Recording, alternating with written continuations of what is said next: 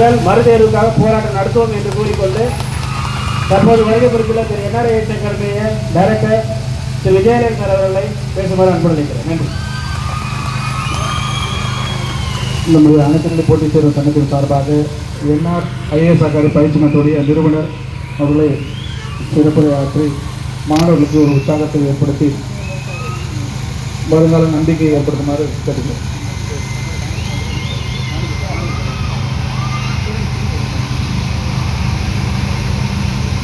தோன்றி மண் தோன்றா காலத்தை அவரோடு முன் தோன்றிய மூத்த தமிழ் குடி உங்கள் அனைவருக்கும் எனது வணக்கங்கள், மதிய வணக்கங்கள். காலையில் ஃப்ளைட்டை மிஸ் பண்ணிட்டேன், அதனால் ஒரு டீ கூட குடிக்காமல் வந்துக்கிட்டே இருக்கோம். இப்போ தான் வந்து சேர்றோம். டீ கூட குடிக்கிறதுனால எனக்கு சுகர் லோ ஆகிடுச்சு. அதனால் கொஞ்சம் எனர்ஜி கம்மியாக இருந்தாலும் அட்ஜஸ்ட் பண்ணிங்க. சவுண்டு கொஞ்சம் இம்ப்ரூவ் பண்ணுங்கள். இதயத்தில் ஆனால் லைவ் பார்த்துக்கிட்டே தான் வந்தேன் நான் ஃபுல்லாக.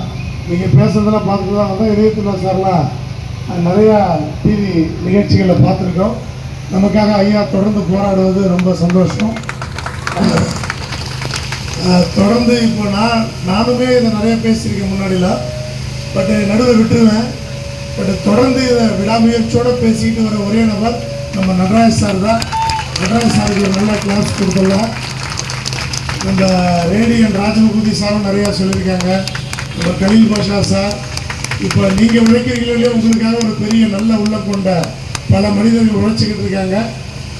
இந்த உழைப்பே தேவைப்படாத அளவுக்கு இதெல்லாம் இருந்திருக்கணும். இவ்வளோ மாணவர்கள் இப்போ வந்து கிட்டத்தட்ட மாணவர்களை நடுத்தரில் நிறுத்திட்டாங்கன்ற மாதிரி இருக்குது. இப்போது நான் கூட எங்களுக்கு ராஜரத்னம் ஸ்டேடியம் ஒன்று இண்டோர் ஸ்டேடியம் ஒன்று இருக்குது, உள்ளே சேஃப்டியாக உட்காந்துருக்க போகிறோன்னு நினச்சேன். இது கிட்டத்தட்ட தெருவில் நின்று போராடுற மாதிரி தான் இருக்குது. இந்த சூழ்நிலை அரசாங்கத்துக்கு நல்லதில்லை தானே. அதாவது இவ்வளோ பிரச்சனைக்குமே அடிப்படை என்னென்னா தமிழ் தான். தமிழுக்கு அடிப்படை என்னென்னா தமிழ் தமிழ் தமிழ் எங்கள் உயிர் மூச்சுன்னு சொன்னது நம்மளுடைய அரசாங்கங்கள் தான். இப்போ இவங்க நிறைய பேர் தமிழ் வேண்டாம்னு சொல்கிறவங்களாம் இருக்காங்க அரசியல் கட்சிகள்லேயே. ஆனால் தமிழ் தான் வேணும், தமிழ் ரொம்ப முக்கியம், தமிழ் இருந்தால் தான் நாடு வளரும் அப்படின்னு தொடர்ந்து நமக்கு சின்ன வயசுலேருந்து நம்ம ஜீன்லேயே புகுத்துனது யார்? இந்த அரசியல் கட்சிகள் தான். அப்போ அந்த அரசியல் கட்சிகள் தமிழை புகுத்திட்டு அந்த தமிழில் வந்து எங்கெங்கேயோ போயிட்டா அது சம்மந்தமே இல்லாமல் போயிட்டா எப்படி எங்கள் ஸ்டூடெண்ட்டே பூங்குழலி சொன்னாங்க, அந்த தமிழை பார்த்தாலே பயமாக இருக்குன்றாங்க. உண்மையிலே இதுமாரி தமிழில் கொஸ்டின் கேட்டால் பயப்படுவாங்களா இல்லையா? தமிழ் எங்கள் உயிர் மூச்சுன்னா தமிழே எங்களுக்கு வேண்டாம் அப்படின்னு சொல்கிற சூழ்நிலை கொண்டு வர்றது யார்? சரி, அப்படி தான் கொண்டு வரீங்க. எந்த பதவி கொண்டு வரீங்க? எவ்வளோ சம்பளம்? குரூப் 4க்கு எவ்வளோ சம்பளம் கொடுக்குறீங்க?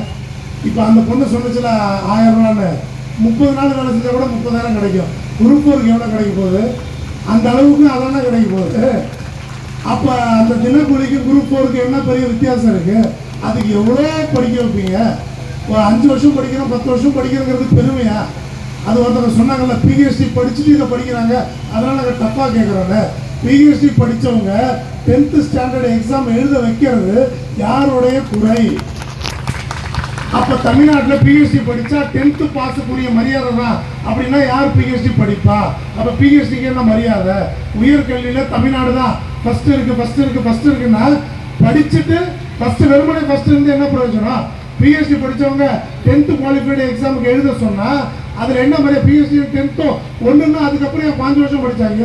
இப்போ நல்லா அக்ரி படித்தா 4 வருஷம் UG, இப்போ PG 2 வருஷம் வருது. அது 2 வருஷம் முடிக்க முடியாது, 3 வருஷம் ஆகிடும். அப்புறம் PhD ஒரு 4 வருஷம் ஆகிடும், 3 வருஷம் தான் 4 வருஷம் ஆகிடும். அப்போ 10th அப்புறம் 10-15 வருஷம் படிச்சுட்டு திருப்பி 10th எக்ஸாம் எழுதுறத பெருமையாக எப்படிங்க சொல்ல முடியும்? அப்போ அது எவ்வளோ சிக்கலுங்க. இப்போ இவ்வளோ இளைஞர்களும் ஆனால் TNPSC கொஞ்சமாச்சும் மனசாட்சி இருந்தால் நம்மளை நம்பி இவ்வளோ பேர் இருக்காங்களே அப்படின்றத மனசாட்சி அவங்களுக்கு வேணும்ல. இப்போ இவ்வளோ லட்சம் பேர் அப்ளை பண்ணுறாங்கன்னா, அதுவும் பணம் கட்டி இவ்வளோ பேர் எழுதுறாங்கன்னா, அப்போ நம்மளை நம்பி இவ்வளோ பேர் இருக்காங்கன்னா அந்த பொறுப்புணர்ச்சி அவங்களுக்கு வேணும்ல. அந்த பொறுப்புணர்வு இப்போ UPSCக்கு போனாங்க IAS பதவி, அதுலேயே எல்லாம் போகிறதில்ல. IAS லட்சுமிகாந்த் புக்கு மட்டும் படிச்சுட்டு பாஸ் பண்ணுறவங்களாம் இருக்காங்க. ஸ்பெக்ட்ரம் மாடர்ன் இந்தியா மட்டும் படிச்சுட்டு, இப்போ மாடர்ன் இந்தியா ஜாகிரபி அப்படி முடிச்சுட்டு ஒரு 4 சப்ஜெக்ட் கான்ஸ்டியூஷன் எக்கனாமிக்ஸ் ஒரு 4 புக்கு படிச்சுட்டு UPSC அடிச்சு நோக்கிறவங்களே இருக்காங்க. அப்போ UPSCக்கு 4 புக்கு படித்தா போதும்னா, இங்கே 400 புக்கு படித்தா கூட அதுலேருந்து கேள்வி வர்றதுக்கு ஒரு கேரண்டி இல்லை. அப்படின்னா இது எப்படி மாணவர்களோட அதாவது என்னென்னா, நீங்களும் யார் இப்போ உட்காந்துருக்கவங்க யார் ரொம்ப ஆக்டிவான ஏஜ் ஒரு 20 வயசுக்காரங்க இருக்கீங்க, 25 தான் அதிக பேர் இருக்கீங்க. இவ்வளோ பேரும் படிச்சுக்கிட்டே இருந்தால் சுகர் வந்த பிறகு வேலைக்கு போனால் என்ன பண்ணுறது? சுகரும் பிபி வந்த பிறகு வேலைக்கு போனால் கவர்மெண்ட் வேலையை செய்ய முடியுமா? நீ போய் ஆஃபீஸ் போய் சேர்றதுக்குள்ளே சுகர் லோ ஆகிடும். அதுக்கப்புறம் எங்கேருந்து ஃபைலை பார்க்குறது, எங்கேருந்து படித்து பார்க்குறது? சுகர் போச்சு, சுகர் வந்துச்சு, கண்ணு போச்சுன்றாங்க. அப்புறம் எப்படி ஃபைலை படித்து பார்க்குறது? அப்போ 7-8 வருஷம் 10 வருஷம் படிக்க வைப்பீங்களா? அப்போ இல்லை, இது எந்த எக்ஸாம் எழுதினாலும் யாராவது பாஸ் பண்ண தான் போகிறாங்க, அது இல்லைன்னு சொல்லலை. அப்படி எந்த எக்ஸாம் எழுதினாலும் யார் வேணால் பாஸ் பண்ணுவாங்கன்னா நீட்டுன்னு ஒன்று நடந்தால் யாராவது பாஸ் பண்ணிட்டு போகிறாங்க. தமிழக அரசு ஏன் நீட்டுக்கு இவ்வளோ போராடுறாங்க? தமிழக அரசு நீட்டுக்கு ஏன் இவ்வளோ போராடணும்? யாராவது பாஸ் பண்ணிட்டு போகிறாங்க. நீட்டுக்கு ஒன்று அவங்க சென்ட்ரல் கவர்மெண்ட் இஷ்டத்துக்கு வச்சா யாராவது தமிழ்நாட்டிலேருந்து பாஸ் பண்ணிட்டு போகிறாங்க. சிபிஎஸ்சியில் படிக்கிறவங்க, என்சிஆர்டி புக்கு படிக்கிறவங்க பாஸ் பண்ணிட்டு போகிறாங்க. அதுக்கு மட்டும் ஏன் அவ்வளோ போராட்டம் நடக்குது? அப்போ நீட்டுன்னா அதுக்கு ஒரு ட்ரீட்மெண்ட்டு, டிஎன்பிஎஸ்னா அதுக்கு ஒரு ட்ரீட்மெண்ட்டா? ஆனால் இந்தியாவிலேயே பழமையான ஒரு தேர்வு அமைப்புன்னு நம்ம தானே. அப்போ அவங்கள நம்பி தானே நம்ம இருக்கோம். அவங்கள நம்பி தான் இப்போ இப்படி ஒரு தெருவில் உட்கார வைக்க வேண்டிய சூழ்நிலை உருவாக்குனது யார்? அவங்க தானே. இப்போ நடராஜ் சாருக்கு இது அவசியமா? இதயத்துல்லா சாருக்கு அவசியமா? கலீல் சாருக்கு இது அவசியமா? இல்லை. அவங்க ஏதாவது நல்ல பதில், சரி மாற்றிடுவோம் சார். நடராஜ் சார் அர்த்தமாக சொன்னாங்க, ஒரு எலெக்ஷனில் ஏதாவது குறைபாடு தான் மறுத்தீர்த்தல் நடத்துறீங்களே, அதுமாதிரி நடத்திட்டு போக வேண்டியதானே. கிரிக்கெட்டில் கூட என்னங்க, ஒரு பேட்ஸ்மேன் அவுட்டா இல்லையா டவுட் வந்தால் டவுட் ஃபேவர்ஸ் டு பேட்ஸ்மேன் தானேங்க. நாங்கள் ஒன்று குற்றம் நடந்திருக்குன்னு சொல்ல, அரசாங்கத்தை எதிர்த்து குறையும் சொல்ல. இப்போ கூட சார் ஒன்று தெரிஞ்சுங்க, நம்ம தமிழகத்தில் இருக்கிற முக்கியமான அரசு அதிகாரிகளோ அமைச்சர்களோ கூட தமிழக அரசு திட்டங்களை நம்ம மாணவர்கள் உங்களை மாதிரி சொல்ல முடியுமா? தமிழக அரசு திட்டங்களை நீங்கள் சொல்லுவீங்களா இல்லையா? இப்போ உங்களுடன் ஸ்டாலின் மனப்பாடம் பண்ணிருக்கோம், இப்போ நலமுடன் ஸ்டாலின் மனப்பாடம் பண்ணிட்டு இருக்கோம். அப்போ அவ்வளோ திட்டத்தையும் உட்காந்து மனப்பாடம் பண்ணி மொத்தமாக நம்ம தான் உங்களுக்கு தூதுவரலாக இருக்கோம். அப்போ அரசாங்கத்தின் தூதுவரலே நம்ம தான். இவ்வளோ திட்டத்தையும் தெரிஞ்ச ஒரு அமைச்சர் இருக்க வாய்ப்பு இல்லைங்க. இப்போ இவ்வளோ காவல் அதிகாரிகள் நமக்கு காவலுக்கு நிற்கிறாங்க, ரொம்ப நன்றிகள் சொல்ல, நல்லா கைத்தறி கொடுங்க அவங்களுக்கு. அப்போ அந்த காவல் அதிகாரிகள் அவங்க ஒரு நல்ல தேர்வு எழுதிதான் வராங்க. அவங்க சம்மந்தம் இப்போ எல்லாத்துக்கும் எஸ்ஐ உட்பட போலீஸ் உட்பட எல்லாத்துக்கும் எக்ஸாம் இருக்குல்ல, சம்மந்தமே நம்ம கேள்வி இருந்தால் இப்போ அவங்க எப்படி நமக்கு பாதுகாப்பு கொடுக்க முடியும்? அப்போ ஒரு நம்பிக்கை இருக்குல்ல. அதாவது கொஸ்டின் டஃப்ங்கிற விஷயம் இல்லை, ஸ்கூல் புக்கிலேருந்து எவ்வளோ டஃப்பானது எடுத்துங்க, ஆனால் அதுக்குள்ளேருந்து வரணுங்கிற அது ஸ்கூல் புக்கிலேருந்து கேட்கணும்னு நாங்கள் சொல்லலைங்க. எங்கள் ஜீனில் ஊறி போச்சுங்க. ஏன் ஜீனில் ஊறி போச்சு? 40-50 வருஷமா அப்படி தான் கேட்குறீங்க. 40-50 வருஷமா அப்படி கேட்குற நீங்கள் ஏன் இப்போ திடீர்னு மாற்றணும்? 40 வருஷமா கேட்டீங்களா? ஸ்கூல் புக்கில் தானே கேட்டீங்க. எங்கள் அம்மாவும் ஸ்கூல் புக்கு படிச்சுதான். என் மாமனார் டிஎன்பிசி குரூப் 2 ஆஃபீஸருங்க. என் மாமனார் TNPSC group 2 officer, local fund ஆடிட்டராக இருந்தார். நான் இப்போ 10வது 11வது படிச்சுட்டு இருப்பேன், அவரும் படிப்பார். அந்த கேள்விகளை வச்சு கேட்டுக்கிட்டு இருப்பாரு, அவர் கூட நான் நல்லா பதில் சொல்லுவேன். அப்போ அதோட அர்த்தம் என்ன? எங்கள் மாமனார் படித்த காலத்திலேயே ஸ்கூல் புக்கில் தான் கேள்வி கேட்டுறீங்க. அப்போ எனக்கு ரத்தத்தில் ஊறி போச்சு அது.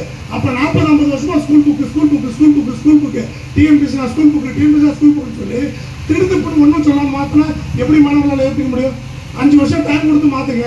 இன்னும் 5 வருஷம் கழிச்சு ஸ்கூல் புக்கிலேருந்து வரா சொல்லுங்க. எங்களுக்கு பழைய ஆளுங்களும் போட்டோம், பாஸ் பண்ணிட்டு போட்டோம், புது தலைமுறை படிச்சுட்டு போட்டோம். சிலபஸை மாற்ற வேண்டாம்னு சொல்ல, எந்த மாற்றமும் செய்ய வேண்டாம்னு சொல்ல, கொஸ்டினை இஷ்டத்துக்கு கேட்க வேணாம்னு சொல்ல. ஆனால் இத்தனை வருஷம் பழகின பழக்கத்தை ஒரு டைம் கொடுக்காம எப்படி மாற்ற முடியும்? ஒரு எல்லாத்துக்கும் ஒரு டைம் பண்ணல. 5 வருஷம் கொடுங்க. இன்னும் இப்போ 2030 இப்படி கேட்க போகிறோம்னு சொல்லிடுங்க. நாங்கள் அதுக்குள்ளே ஏற்கனவே 7-8 வருஷம் படிக்கிறோம்ல, அவங்களாம் பாஸ் பண்ணி போயிடுறோம். புதிய தலைமுறை அதுக்கு ரெடியாக வரட்டும். ஏற்கனவே 7 வருஷம் 10 வருஷமா படிக்கிறவங்களை மனசில் வச்சிருக்காங்களா இல்லையா? இஷ்டத்துக்கு அவங்க இஷ்டத்துக்கு மாற்றிக்கிட்டே போனால் எப்படிதான் சார்? பிரைவேட் வேலைக்கு போயிருந்தா கூட 10,000 சம்பாதிச்சா கூட குடும்பத்தை காப்பாற்றிருக்கலாமா? ஒரு 10,000 சம்பளம் வாங்கி குடும்பத்தை காப்பாற்றிருக்கலாமா? எங்கேயுமே போகாமல் இதை நம்பி தானே படிக்கிறாங்க. அந்த நம்பிக்கையை குலைக்கக்கூடாதுல்ல. திருத்து கூட குலைக்க வேண்டிய அவசியம் என்ன இருக்கு? சரி குலைச்சிருங்க, நீ இஷ்டத்தை கேள்விக்கிறங்க. 2 லட்ச ரூபா சம்பளம் கொடுங்க, நாங்கள் 100 புக்கு கூட படிக்கிறோம், ஓலைச்சுவடி கூட படிக்கிறோம். குரூப் 4 கொடுங்க, பச்சைங்களை கையெழுத்து போகிற வாய்ப்பு கொடுங்க, 2 லட்ச ரூபா சம்பளம் கொடுங்க. நீ எந்த ஓலைச்சுவடி வேணாலும் படிச்சுட்டு வா. ஒரு 30,000 ரூபா கூட சம்பளம் நாங்கள் குரூப் 4 அது எவ்வளோங்க? அது குரூப் 4 தான் இவ்வளோ பிரச்சனை வருது. ஏன்னா மாணவர்கள் அதை நம்பி இருக்காங்க. ஏன்னா அதுதான் தமிழ் இருக்கு. ஏன்னா தமிழ்நாடு தமிழ் உயிர் மூச்சுன்னு சொல்லி மாணவர்கள் பூரா தமிழை படிக்க ஆரம்பிச்சு தமிழை நம்பி நீங்கள் குரூப் 1 இவ்வளோ பிரச்சனைக்கு வராங்களா? பார்த்தீங்களா? வர்றதில்லை.